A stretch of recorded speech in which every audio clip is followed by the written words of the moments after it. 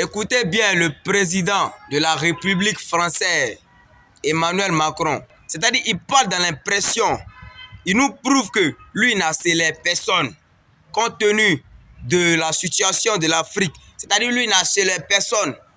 Il a parlé du Sénégal et de la Côte d'Ivoire. C'est-à-dire que lui n'accélère pas nos dirigeants.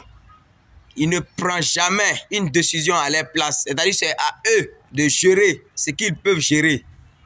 Donc tout ce qui se passe là, si ça tourne mal, ce sont nos dirigeants. Si ça tourne bien, ce sont nos dirigeants. Lui, il ne force personne à faire un mauvais choix. Regardez comment il parle. Il dit qu'il a eu à échanger avec le président de la République de Côte d'Ivoire. Écoutez vous-même. Je me suis entretenu il y a quelques semaines avec le président Ouattara en ce sens. Et il m'a dit qu'il allait reparler. Je sais qu'il a parlé aujourd'hui à plusieurs présidents de la région qui ne sont pas dans l'UEMOA.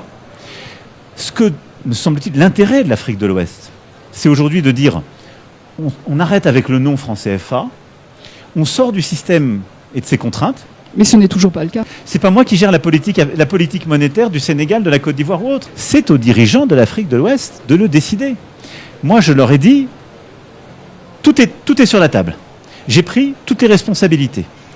Pour ce qui nous concerne, j'ai demandé à M. Severino, en qui j'ai grande confiance, justement d'aller voir ces dirigeants pour redonner une dynamique. Entre-temps, à leur décharge, il y a eu le Covid, il y a eu la guerre en Ukraine avec les conséquences et beaucoup de choses.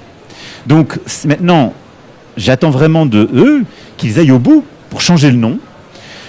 Leur intérêt, je crois, c'est vraiment qu'il y ait une plus grande intégration régionale, monétaire et commerciale, et que ce soit le plus large possible pour couvrir le maximum de pays de la CEDEAO.